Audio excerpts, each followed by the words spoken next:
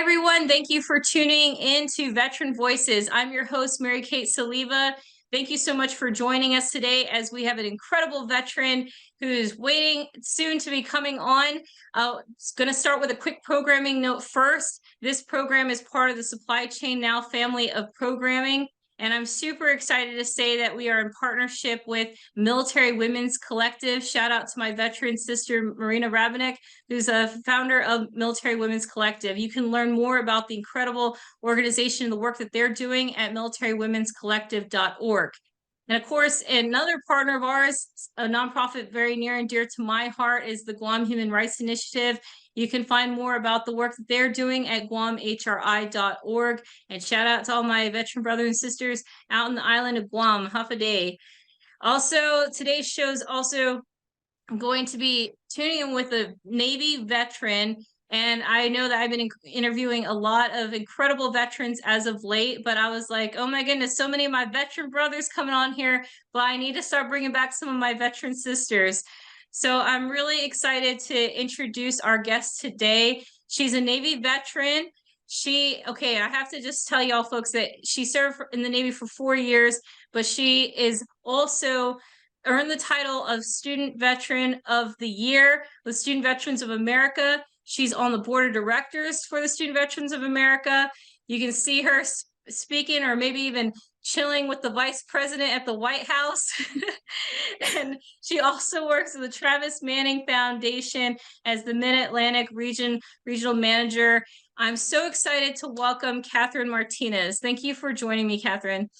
Hi, Mary. Thank you so much for having me. I'm excited to be here. You know, being a first-gen American, first-gen college student, and ESL learner, and being the only person in my family to serve active duty, to be able to represent a lot in my community and amplify the voices.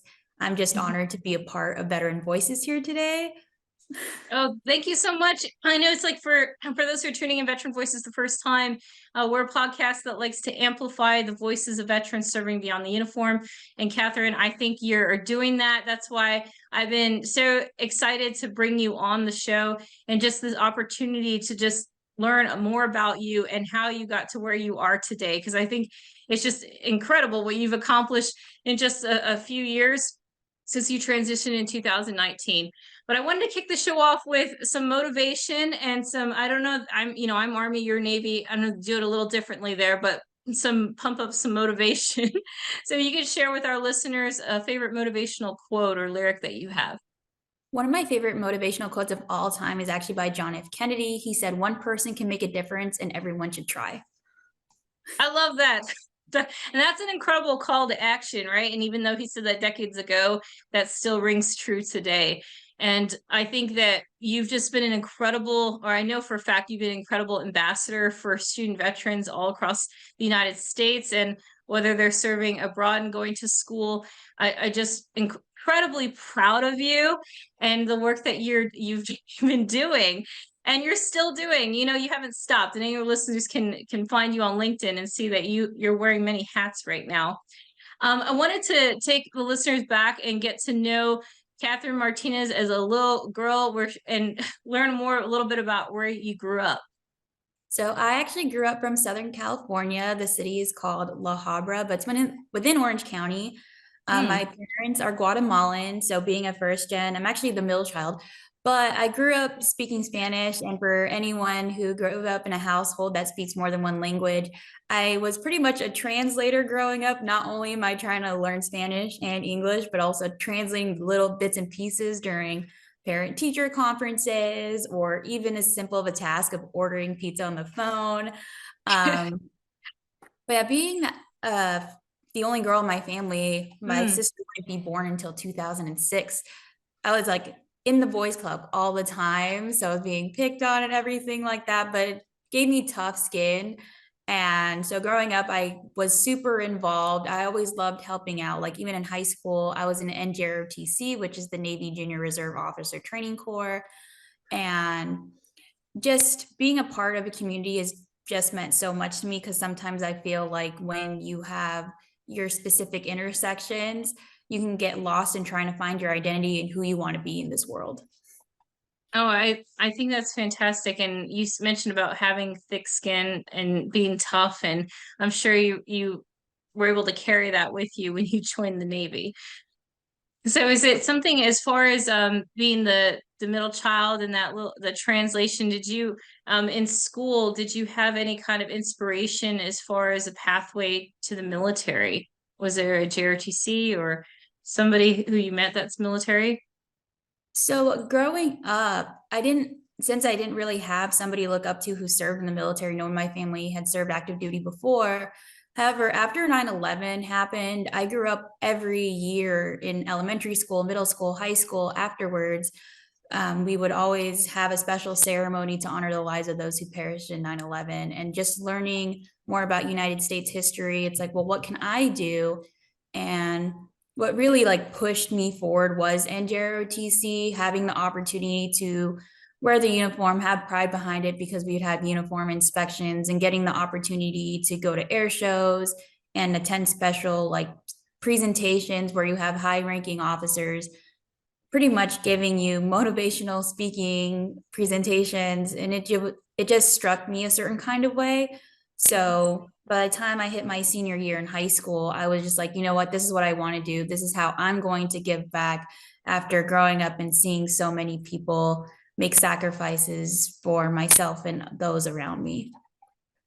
And I think that I love that piece there that you were inspired by something as simple as the school putting on an annual remembrance ceremony and just being able to teach that, because I remember that as well in school, and we had the American flag in each of the classrooms, and just getting that opportunity to hear their names and the sacrifice that they made. And so I love it what you said about being part of JRTC as well. I was also in JRTC in high school, and I remember the uniform inspections and the competitions that we would do. Was there sort of would you say a lesson learned that you have from that time? In high school, I'll say. When you say a lesson, like something that I like hold to me now, or like a leadership kind of learning I say experience. lesson learned, I think from your your time in JRTC. What I learned from being an NJRTC is the importance of being honest with those around you. If you're having a hard time or you need help or don't understand something, it's better to say something right away versus waiting till the last second. Part of NJRTC, some of the competitions we had include rifle spinning. And I was just Mhm. excited to finally be on the rifle spinning team because it's very competitive to get on there. But there was just a move I couldn't get. I would just always hit the butt of the rifle on like what people call the funny bone, and it would hurt. Yeah. It just seemed to happen every single time. And rather than ask for help, I would just kind of try to figure it out on my own until we were doing our run throughs before our competition that weekend. And they're like, hey, you're not getting it. Like, what's going on? You can do everything but this part. And I was like, well, I've never been able to get this part. So it was decided for the best for that specific competition that because I kept having that issue, I didn't compete that weekend. I would go on to compete in other contests, but that was a lesson learned for me. Like, hey, just ask. Like, it's not going to hurt you, even though it really Mhm. physically did, to to just reach out for help and someone who could show you something that can just be an easy fix. And in my case, it was just tucking my elbow a little bit more, which made all the difference. So that was a lesson learned that I took right away. No, it's great. And I don't think I've seen you spin any rifles as of late. So for your SVA family tuning in, perhaps they can get you to do a demonstration. Oh my goodness. I did it too, and it is no easy feat. And I think just the weight of the rifle and just learning the way that it spins and the way that your body has to move or what position it has to be in to create a certain momentum is yep, I never thought of the lessons learned that can be pulled from that. But even if you have your individual skill sets, but then collectively bringing that as a team, because you have to be very synchronized, right, in those competitions. Oh, So yeah. Gosh, and I may or may not have dropped a couple on my foot then at that time. I really wanted to get into the transition piece as well, because your influence from NGRTC and being a part of a team and having that influence, is I'm just imagining like senior year of high school. Was this something that a recruiter came to school, or did you end up joining the Navy right away, or did you have that thing, or I'm going to go to college first for a bit? I joined at 20 actually. So I graduated high school at 17. So there was a few years. And the reason I didn't join right away is because we did have recruiters and everything like that. I had seen people go before me, Mm, and I was just like, I don't know if I want to be gone all the time, even though I right. mentioned earlier that like desire to want to give back to the community. It really didn't hit me until like I was in my college work. I was focusing on business administration at the time. I was like, this isn't what's making me happy. I had that desire to give back to the community and want to do more. And what better way to do that, but just to serve. So was sitting in an accounting class and was like, you know what, next semester I'm gonna be in the Navy. And I did. It was spring semester. And then that summer I just really pushed to meet the requirements, and then swore in July and left in November. Oh wow. Gosh, what was that like going to getting shipped off to basic training as and you're a little bit older than probably some of these 18-year-olds coming straight in? Honestly, my group, there was a lot of people that were my age, so I Oh, felt like wow. very comfortable. Hmm. However, I did go to Great Lakes during the winter, and that was a choice. I was I gonna had say, did you make that choice? It sounds like a not a good choice. I didn't know. So I was just like, you know what? I should get used to leaving and not being there for holidays. So I thought it was genius. Why not prepare myself by going on like the first big holiday, which was like Thanksgiving? I had experienced negative degree weather for the first time in my life because growing up in Southern California, we didn't have negative weather. So it was quite the experience for sure. Oh my, did you end up seeing snow for the first time? It was not the first time I've seen a snow, but it was the first time I had experienced black ice, if you catch my drift. Oh my goodness. And that's this thing with, of all times to go and for all reasons for your initial training where you have people yelling at you and you're having to be outside with like early with this before the sun rises. Goodness. So I just am just imagining you doing that. But you're resilient, you're tough, like you said, thick skin from your learning from your siblings growing up. So wanted to also ask about that time early on in your career. Did you know when you were in the Navy, like did you have different options you're choosing from as far as a job goes, or were you kind of dead set, this is what I want to do in the Navy? So thankfully, I had a high ASVAB test score, so I had plenty of That's options great. when I went. But ultimately, I had three different types of rating descriptions in front of me. And they're like, this one you stay in Great Lakes afterwards, this one you stay in Great Lakes afterwards, this one you get to go back to San Diego. And I was just like, absolutely, I'm picking the one where I get to go back to San Diego. um, You're like cold, cold, not cold. Exactly. So took the 4 year sonar technician surface contract and was didn't even know what it really did, honestly. Like I said, I was focusing on where my school was going to be because I was like, I can deal with being in another state for a couple months, but that was just like my leeway in. Um, but yeah, I picked the sonar technician.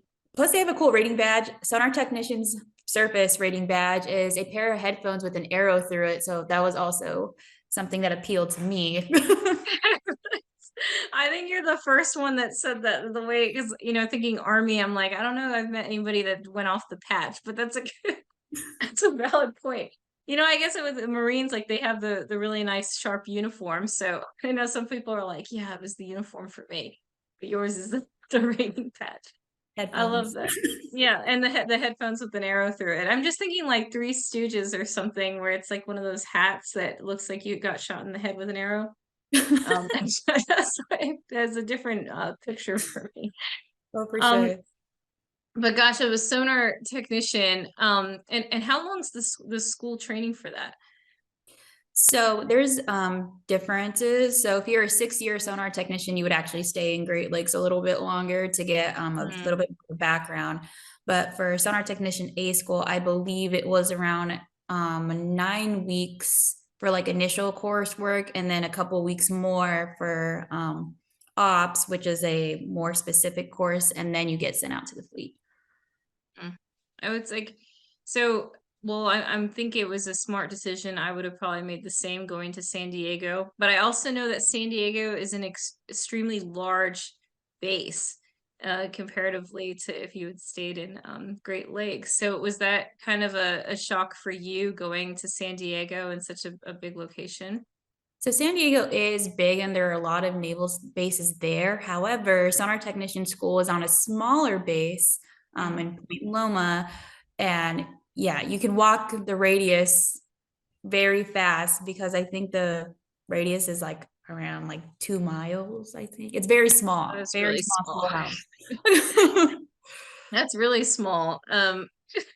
So and then so did you end up facing any challenges then at that time from school, from your schooling or your first duty station, I should say, at San Diego?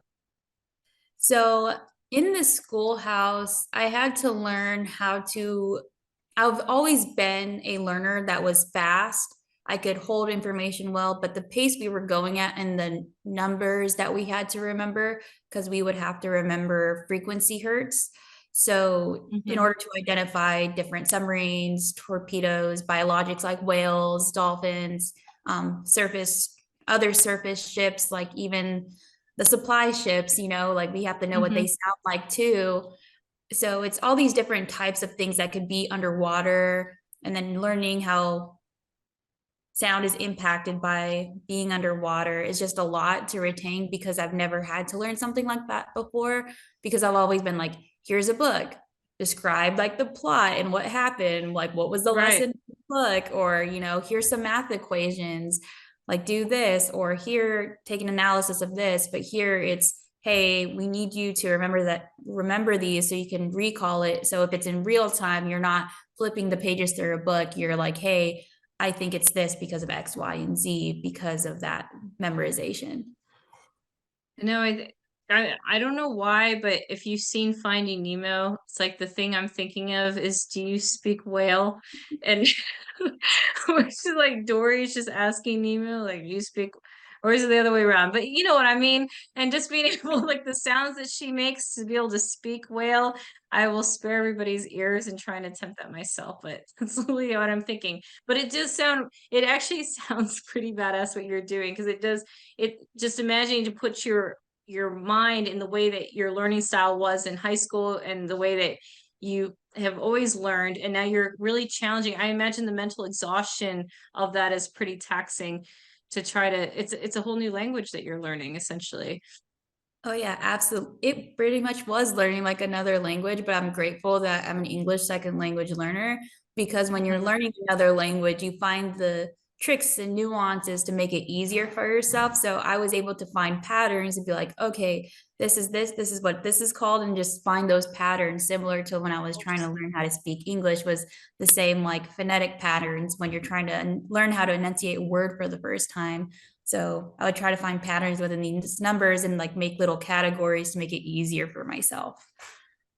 Oh, that's, gosh. And I think in like hieroglyphics, or you see people looking at symbols, but I think it's important to highlight that you recognize patterns, because that is, I've taken the DLPT for languages before, and it really just looks like sounds like a caveman language, like just a bunch of sounds and noises that don't make any sense, not part of a phonetic alphabet, but being able to recognize those patterns and placements of different sounds is really interesting to me. So I'm definitely going to get now into your first, with your first team, or I should say, once you graduated, where did you end up going? So I got stationed aboard the USS Winston S. Churchill, which is DDG 81, and that's how I ended up in Norfolk, Virginia. Okay, well, can you pronounce what you just said? Where did Is you it go? wrong? Norfolk, Virginia. No, no, before that, you said the name of what was the name of the ship? Oh, DDG 81, the USS Winston S. Churchill. Oh, Winston S. Churchill. I don't know. I heard it as one long thing. It sounded like a whole different word I'd never heard of before. So I do know that Winston S. Churchill. Oh gosh, in Norfolk. So you went from one, I know you said it was like a little piece of San Diego, but again, I guess thinking Army and San Diego's huge. Norfolk's huge, is massive for the Navy. So how was that? Was that a culture shock? Now you're East Coast where it's cold again. So what time of year did you move? Now I'm thinking of the weather. We talk Yeah, about your I just seem to get to places at the best time of year. I got to Norfolk in January 2017 and I drove across the country. So oh my goodness. driving in snow, I will tell you, is a task within itself, but relying on others to know how to drive in snow is just as much as a task. But surprisingly enough, when I got here was the first time Hampton Roads had closed like several roads in years because of how bad the slick was. So it was Mhm. quite the journey because I remember finally getting to the base and asking the gate guard, "Hey, do you know where pier?" So I can't remember the number, but whatever pier number it was. And he's like, I think it's somewhere over there. And he points in this general direction. And I was like, I've never been here before. He's like, oh, I've only been here for a month. So we're both like, I don't know where I'm going. If my sponsor's on Lost. the ship, no cell phone reception. So I'm there like to my own devices trying to figure it out. That's the one thing with the Navy. I feel like there's never any cell connection to like whatever you all are doing. Like the scanners are like blocking all cell service because everything is just metal and like this yeah massive device, massive equipment, massive ships everywhere. I've navigated and there's just so many exits even on that road of just Norfolk exits or that you're passing by. So as far as so the first person you end up asking, he's also lost. Yeah. Did you end up coming across anybody that was able to take you under their wing and show you the ropes? So what's that? I figured out how to get to my ship eventually because I was just like, if I keep I hope driving, so. I'm bound to see something that says pure something and then just Should have naturally said count smoke the numbers. signals. Yeah, But once should have said smoke signals up, like or a flare. It's like I'm here. Honestly, I don't, that'd be funny, but also not kind of funny. Because they'd be like, where is that coming from? But once I got to my ship, I was very blessed to have a division that was very welcoming. Like I had STG2 McNeil, I had SG1 Moss, who is now Chief Moss. But my sponsor was STG2 Sessoms at the time. And they were just all so warm and welcoming to me. They're like, hey, like, this is where your birthing's going to be. There's not a lot of women in the Sonar Tech rating, Oh, but interesting. yeah. So they were just like, hey, like your birthing's going to be right here. Because we did have SG2 Sackett, who I was grateful for because she was the only other female at the time. And she's like, hey, this is where your rack's going to be, like, showed me the ropes in that matter. But navigating how to get through the scuttle for the first time, which is like a little hole and like just kind of go down, and everything was unique because I have really bad depth perception too. And Oh no. so I'm like, am I Oh gonna go hit my head? Who knows? But I had a great experience with my division, made me feel right at home. oh my goodness. I want to touch on that what you said about there not being that many women and there was only one other woman at the time of your division. Why do you think that is as far So as not having that many women? So the Sonar Tech rating actually hadn't been open up to women for a very long time. Like while I was at my schoolhouse, I met some of the first senior enlisted females within my rating, like the first senior chiefs and master chief. Wow, Um, that's pretty cool. I love that, honestly. Like yeah, the legacies, I call them the pioneers, the yeah, trailblazers. yeah. And so to look at them and see how far they've come, and I think because it's still a newer rating, it's why. But while I was at school, I did see a lot of women there. It's just that, since it's a small rating, it's like kind of like a small world. Like you see them, but you have to spread them out for the most part. You're more likely to run into an all male division versus an all female one. So I was just grateful there was another female in my division.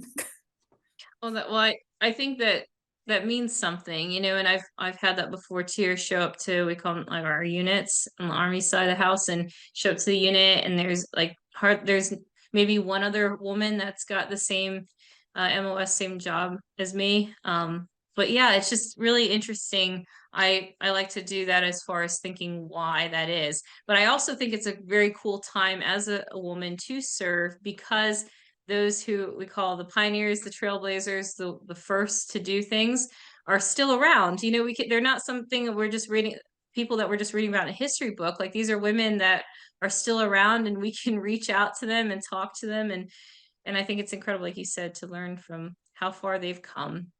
A true testament there. So as far as you mentioned earlier about is it SG2? STG2, yeah, the rate is STG. That's Sonar Technician Service. And then the 2 part is Petty Officer Second Class. So just combine the 2, STG2. Like, y'all I was like, what are these letters she's putting together? I know this is a ranking, trying to follow. See, again, like Army, Navy, we're like, how can we make it vastly different? So we're speaking a completely different language. Again, on the topic of languages. But so I want to get into your transition, because I think it's interesting about, you know, we talk about why you served, and having in that time as a young Katherine Martinez, looking at the influence of just 9/11 and the service and sacrifice. But I think why people stay is oftentimes a different reason than why we join in the first place. And you served 4 years active service, and just want to kind of, if you could take us through that kind of process as to what made you decide this is time for me to get out. So, a unique part of my story is I unfortunately didn't have the choice. I was injured in the line of duty while stationed aboard my ship. I fell off of a vertical ladder well, and due to lack of proper treatment, I was the sufferer of those consequences. Long story short, even though I got injured, I wouldn't get any medical diagnostic screening for said injury until 11 months after my initial accident. And Wow. so, you know, there are instructions when it comes to being limited duty and all those things, but because I didn't have the time, I was just a matter of circumstance. I loved my time in, would have continued serving if I had the choice to, but since I didn't, I wanted to be prepared as possible, but also make it so others in my shoes wouldn't have to experience exactly what I had to, because there's someone in your corner saying like, hey, I've been there. Here's some advice I have for you, so you don't have to have it as hard as I did. No, and I still see you doing that now, just advocating for veterans and ensuring that they're not having to go through, because 11 months after for your initial screens, just unacceptable that you had to wait that long. And that's sometimes even just for an initial, you need that diagnosis and to be able to plan that treatment of care, both physically, but also mentally as well. Just the fact of what we go through when we realize that we are going to get pushed out for medical reasons. So I thank you for sharing that piece. As far as when you were transitioning, did you find that even though you weren't getting the support on the medical side, was there anybody there to help you through the transition process in general? So I started my journey with Student Veterans America while I was still active duty. Once I got my out date, it would be October 29, 2019. I was like, cool, I can start going back to school. And I enrolled at Tidewater Community College in Chesapeake, Virginia, and was introduced to Student Veterans of America by their veterans liaison. And she's like, hey, like they help veterans like in higher ed. And since my pathway was higher ed, SVA was that leeway in for me. But I will be honest, I didn't think I was a veteran because I'm getting out because of an injury. I didn't technically like do my full obligation, like the IRR portion of my contract. So it was hard for me to accept that I could be a part of an organization that said veteran when everybody has different connotations of what is a veteran. But at the time, I didn't feel like one and wouldn't feel like one until I went to NatCon 2020. And Jared Lyon, who's the CEO and president, he's like, hey, we had a short conversation because obviously everyone wants to talk to Jared. But he let me know like, hey, you are a veteran and you belong in this space. And that's what made me feel more comfortable being a part of SVA and really embrace my veteran status and get prepared for that next part of life, which is transitioning from military to civilian.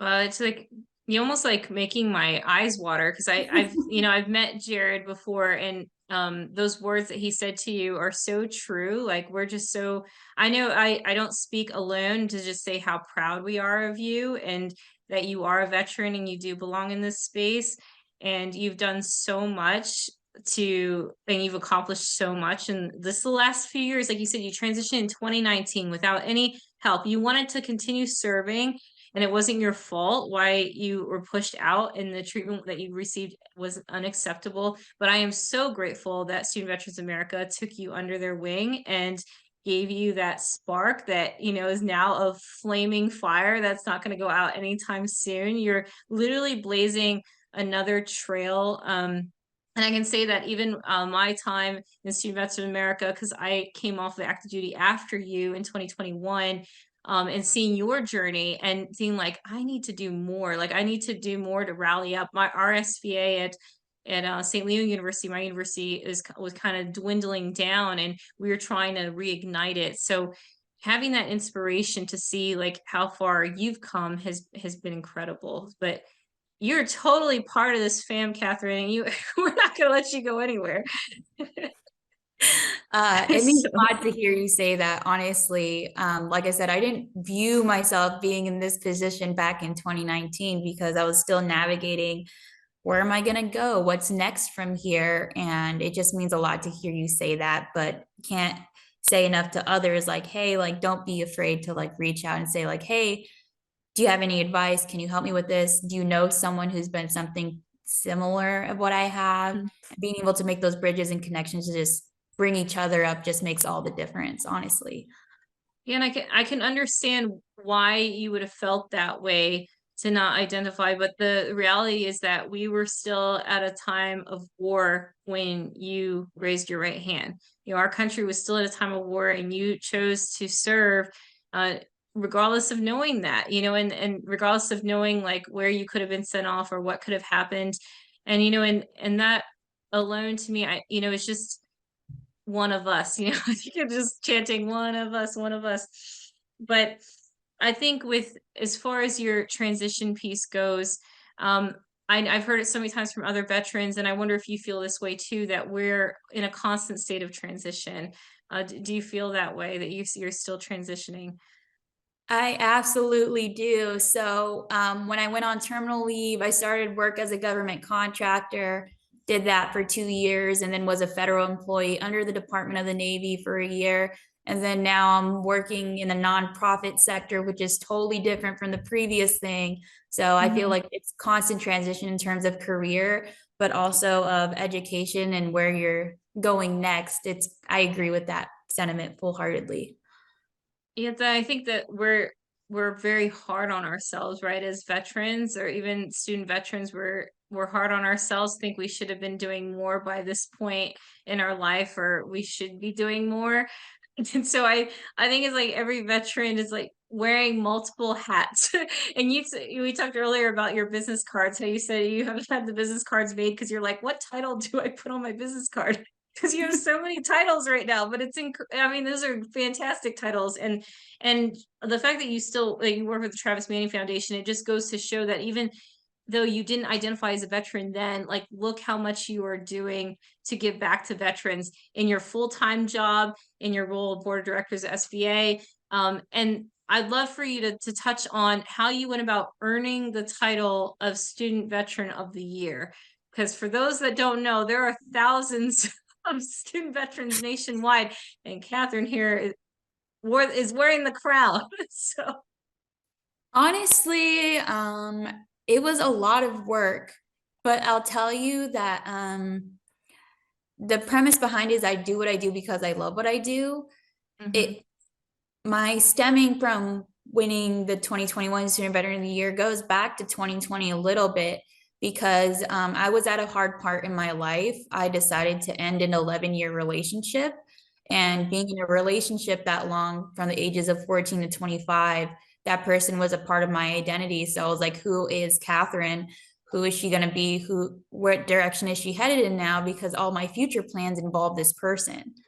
So I felt lost, as anybody would. And I just, natural, like felt upset, didn't feel like I belonged anywhere because again, that was a big part of my identity. Even though I was Katherine, I also was this other person with this person.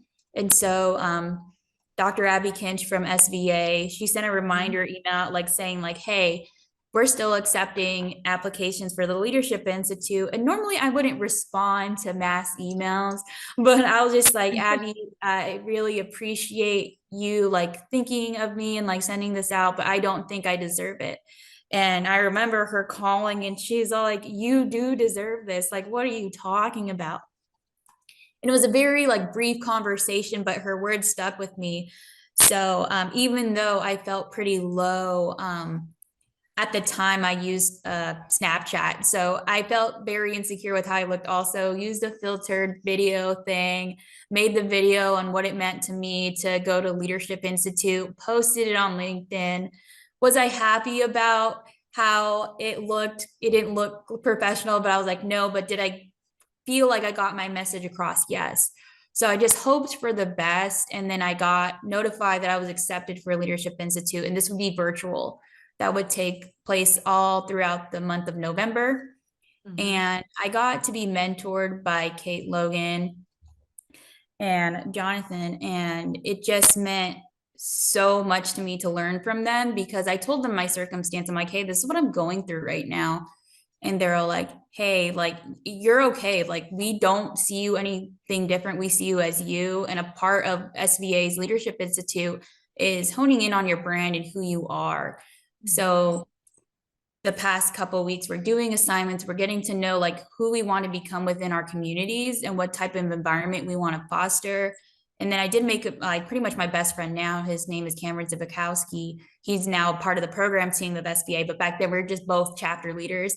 But he was, when I was just like struggling or would space out, he, in our little Zoom chat, he'd be like, hey, are you okay? Like he just like check in on me, and then pretty much made it to the finish line because my mentors and my now best friend, they all just would be like, hey, you are valid, like you are here, like you are deserving of this, those reminders that I needed at the time. And by the time I graduated, I fully grasped like I am a leader and I'm somebody who wants to continue serving after service. So all of 2021, I became very intentional about what I was doing, who I was working with, and what I wanted these to mean. And a big part of that is the Travis Manning Foundation. They have several programming like Character Does Matter and the Operation Legacy Project. And being a Character Does Matter mentor and organizing Operation Legacy projects was very much a part of my 2021 year of being intentional and what I want to do in the community. Their ethos is if not me, then who. So even when I was like feeling tired or felt like I should stop, that quote of if not me, then who just kept with me and was a message I wanted to share with others within my lines of work. Yeah, Because, absolutely. yeah, so working with projects with Travis Manning Foundation, continuing my work with SVA. In that 2021 year, I actually became the first female president at Old Dominion University history for being in charge of Wow. Pittsburgh. So I just kept really pushing it. And so I just wanted to be something that other people could resonate with. I'm very realistic and vulnerable in sharing my story with others. So just kept doing the work throughout 2021. And I was actually getting ready. ODU, our SBA chapter, does something very unique. We have like pretty much an all branches ball at the end of the year where we celebrate and recognize the work of all of our student veterans. That includes like veterans, active duty, reservists, military spouses, and children. Anyone who is involved with our chapter, we celebrate the work that they've done all year long. And I was getting ready for it. I'm scrambling everywhere because I had to get there early to set up. And I get a call from the programs team letting me know I was selected as a finalist. And that just meant everything to me because I was like, oh man, 1 year ago, I wasn't in the same place at all. I was just like, I was not in the best of places emotionally. So to come a year later, and this is where I'm at, being named a finalist, I felt I already won. So NatCon's 2022 theme would be SVA has SOUL, which stands for Service, Opportunity, Unity, and Leadership.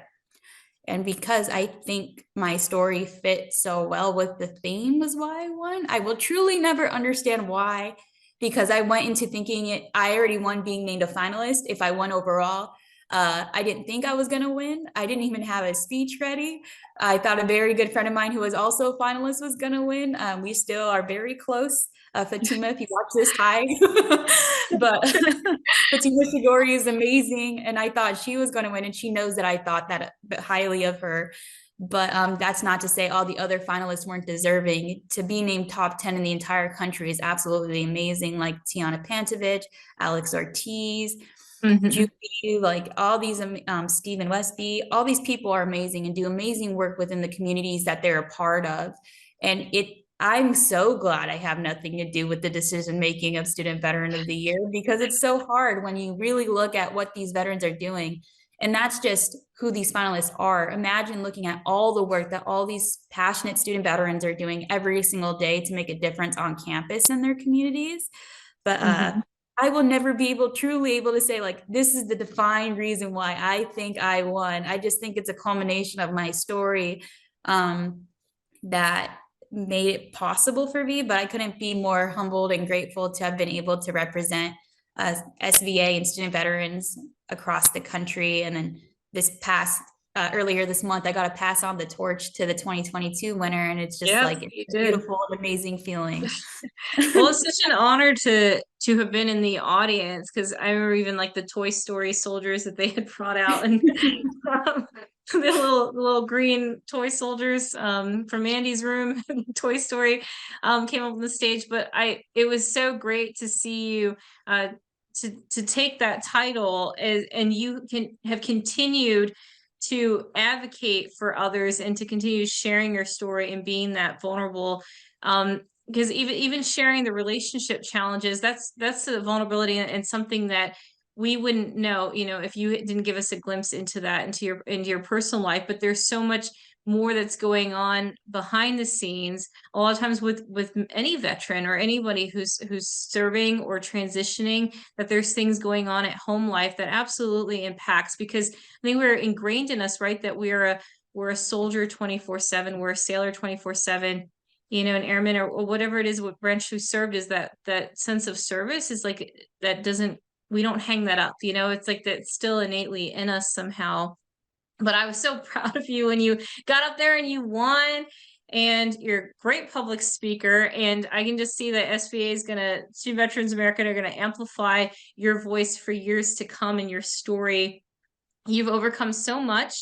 I wanted to just, for our listeners, about what's next for you. What do you got going on, or what's next? I recently took on the role of being the Mid-Atlantic Region Manager with the Travis Manion Foundation. So I'm very excited to work with Gold Star families, veterans, and transitioning service members within the region. But other than that, I'm very excited. I'll be graduating from the Mission Continues Women Veterans Leadership Program. They're part of their 5th cohort. For any female vets out there, the application window for the next cohort opens soon, so look out for that. It's a beautiful program to be a part of, and really embrace that sisterhood part of being surrounded by your fellow female vets. And then otherwise, I'm just really excited to be supportive of initiatives of my fellow veterans. The Global War on Terrorism Memorial Foundation will be making updates throughout the year as well. Michael Rob Rodriguez, who is the CEO and president, just made a recent update, which is available on LinkedIn. But I'll be hopefully starting grad school in the fall, and then really hoping to hone in on diversifying medical research to be inclusive of people of color and women and other underrepresented minority groups, because I have a belief that because of the lack of inclusion, it leads to delayed diagnosis. So really just hoping to further my education there, but being involved in my community by still volunteering and then just learning my new role. I love it. And I can just see you got like this light just surrounding you, that you're ready to take on 2023. I'm very excited for you. You got to go to the White House, right? And you got to do the Black Rifle Coffee Company's veteran highlight. Yeah. How were those? Was your heart racing and beating out of your chest? Oh man. So I had the unique opportunity to attend the White House Veterans Day breakfast. Mm. And, being able, people go on White House tours, all the ropes are up. This is a unique circumstance, but that is not the case. And to be able to walk in and people are like, oh, who are you? Trying to get to know you. And you're amongst some of the most powerful people within the veteran space aiming to make a difference, whether it's in the policy space, whether it's medical accessibility, higher education accessibility, making it for expansion in job opportunities, like expanding the skill bridge program to include spouses, all the different branches represented. I feel so honored to be considered a person that belongs in that room with other people. Um, and then I got to meet the vice president, the second gentleman, and the first lady. And it's just an unreal experience to be able to shake their hand, them kind of like, I know they're briefed, but they know your name.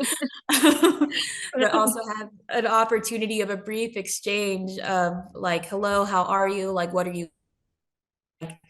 Can you tell us something about yourself that most people wouldn't know about you? It was I'm such a sure it was beautiful their best experience. meeting of the day. Catherine, I bet you were a breath of fresh air to the first lady and second gentleman and Vice President Harris. I bet it was just, you have like a light that you just naturally have, but I think for them with all the other stuff that they deal with, I'm sure it was a breath of fresh air to meet you. And they're lucky to meet you as opposed to, I know the other way around, I'm sure you're thinking. And then the Black Rifle Coffee Company, you were also invited to go on to what football field? So it's FedEx Field, home of the Washington Commanders. So got to be the veteran of the game, sponsored by Black Rifle Coffee. I was nominated by Travis Manning Foundation, and it was so cool. I got it on the game, on the field experience before the game started, and then during the second quarter. So it was just so cool to be able to have that experience. Also, they revealed their mascot that day, so that was pretty cool as well. Yeah, you're like literally there as history was in the making. And you're continuing to make history yourself. Did you have any last words as we close up our interview today? I know I could talk to you all day, but do you have any sort of knowledge share that you want to drop to any of our brothers and sisters that are transitioning right now? To anybody that's looking to get help, ask for help Mhm. because I know it's a hard thing to do. But what I can promise you is that there are so many veteran interconnected networks that if one person doesn't know, they know somebody that might be able to help you further. Or if they don't know, they'll keep connecting you until we get you to the right person to speak with, whether it's education assistance, job assistance, assistance getting medical care for your children or your spouse. There's so many opportunities to succeed and we just want to help you get there, so just don't be afraid to reach out. And other than that, Mary, thank you so much for having me. It's been such a pleasure to also watch your journey via LinkedIn, and to finally share a conversation with you is just an honor and a privilege in of itself. Thank you. You took the words out of my mouth. I'm just honestly honored to, as someone who I was president of my SVA this past year, but I recognize that many of the student veterans in my chapter are also online students. So again, we talked about navigating that remote space, and as they call this new normal post-COVID. There's still so many student veterans and veterans out there that are needing support and just need to navigate where to start. And I get that question all the time, is just where do I start? But you said there's those of us who've been there before, and we're still transitioning even a few years later. So be easy, don't be so hard on yourselves, our listeners who are in transition. And even if you've been out for a while and you want to pivot, please reach out to Catherine. Catherine, what's the best way for them to get a hold of you if they want to pick your brain and learn some more? LinkedIn is the best LinkedIn. way to get a hold of Okay. me. Yes, and that's Katherine Martinez. So Katherine. That's the same way I spell my middle name, Catherine. Best way. And then Martinez, Martinez on LinkedIn, Katherine Martinez. So thank you, Katherine, for joining me again on Veteran Voices, where we amplify the voices of veterans serving beyond the uniform. On behalf of the entire team, I want to say thank you to all our listeners and subscribers. We invite you to join and tune in on Veteran Voices wherever you get your podcasts from, and check out our partners again at the Guam Human Rights Initiative at guamhri.org, and our great partners at the Military Women's Collective, militarywomen'scollective.org. So this is Mary Kate Soliva wishing you all well, do good, pay it forward, and be the change that's needed right now. So on that note, we'll see you next time. Take care, everybody.